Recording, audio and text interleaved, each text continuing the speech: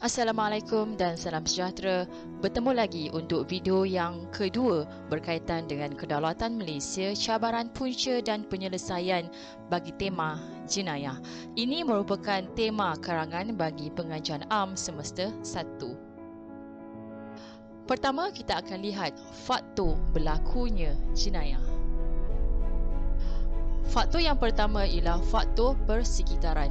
Sikap tamak seseorang individu akan mendorong mereka untuk melakukan jenayah bagi memaksimumkan kesenangan dan mengurangkan penderitaan hidupnya.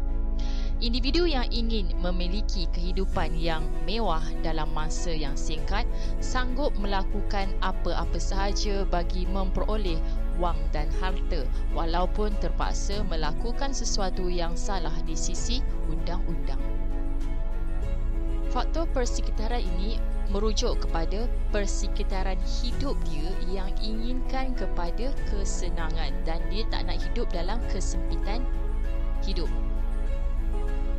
Faktor yang kedua merupakan faktor kejatuhan ekonomi. Kejatuhan ekonomi ini akan merujuk kepada diri seseorang individu.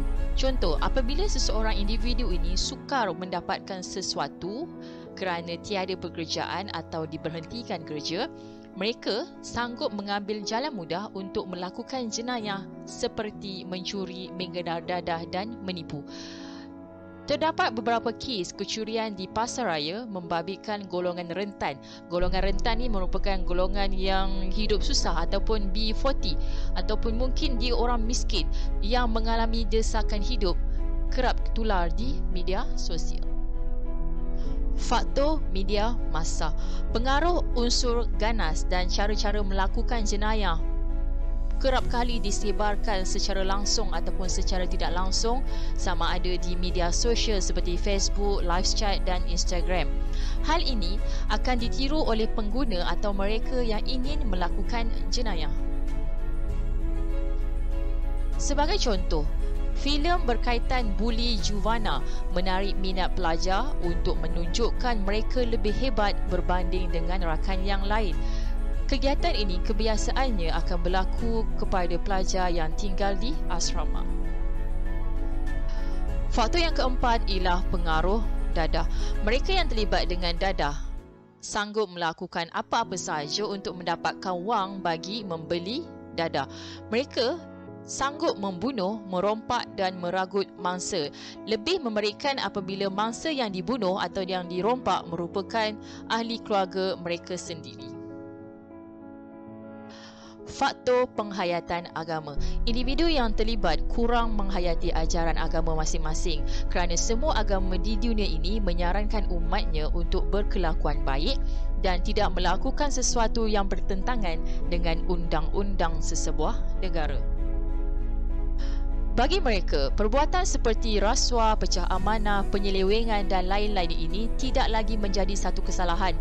Malah ia dianggap satu perkara yang biasa. Subtopik yang kedua berkaitan dengan topik jenayah ialah langkah mengatasi jenayah. Bila kita sebut tentang langkah untuk mengatasi sesuatu benda, sama ada jenayah ke, pencemaran alam ke dan sebagainya, jawapan yang paling familiar pelajar boleh tulis ialah memperkasakan penguatkuasaan undang-undang. Maksudnya, undang-undang itu telah pun ada, dah diwartakan. Cumanya kita nak memperkasakan lagi penguatkuasaan tersebut dengan lebih tegas. Itu maksud memperkasakan penguatkuasaan undang-undang. Semua agensi keselamatan negara seperti PDRM, Jabatan Pertahanan Awam, Jabatan Imigresen dan Kastam Diraja Malaysia bekerjasama rapat bagi mencegah perbuatan jenayah. Misalnya, pemantauan dan rondaan secara berkala di kawasan panas diyakini mampu mengurangkan kadar jenayah di sesuatu tempat. Jawapan yang kedua bagi langkah, jawapan yang paling familiar untuk pelajar tulis ialah mengadakan kempen kesedaran memerangi jenayah. Kesedaran dalam kalangan orang awam penting dalam usaha mencegah dan memerangi jenayah. Hal ini dapat mengelakkan ruang dan peluang kepada penjenayah untuk melakukan jenayah. Kempen pencegahan jenayah hendaklah dipergiatkan menerusi media massa untuk memberi kesedaran dan peringatan kepada masyarakat tentang pentingnya menjaga keselamatan diri, keluarga dan harta benda mereka. Seterusnya, memperkasakan ekonomi negara bertujuan meningkatkan peluang pekerjaan terutamanya kepada golongan rentan di mana ekonomi negara menjadi kukuh, seterusnya dapat mengurangkan kadar jenayah di sesebuah negara.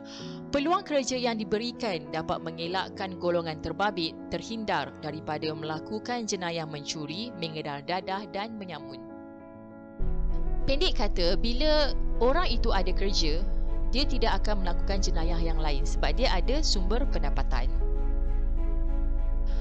Langkah yang keempat, mempergiatkan penglibatan masyarakat setempat.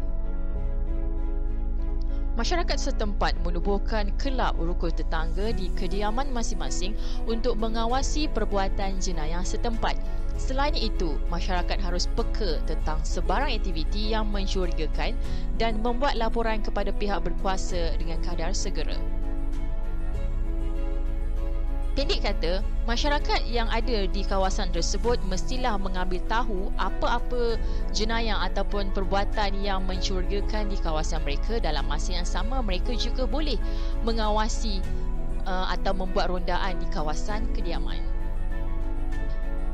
Langkah yang terakhir ialah penggunaan teknologi dalam membendung jenayah. Pemasangan kamera litar tertutup CCTV di kawasan yang sering menjadi sasaran penjenayah dapat membantu mengesan perbuatan ini dengan segera. Sementara itu, penggunaan satelit, drone, kaedah analisis dan ramalan biometrik boleh digunakan untuk menjaga keselamatan masyarakat bandar dan luar bandar dengan lebih baik. Kesimpulannya, fokus isu yang mungkin boleh ditanya dalam soalan jenayah ini ialah punca, faktor atau sebab berlakunya jenayah. Bila ada sebab, bila ada punca, dia akan ada satu lagi fokus isu iaitu langkah untuk mengatasi masalah tersebut. Itu sahaja untuk video kali ini. Kita jumpa lagi untuk video yang akan datang. Terima kasih.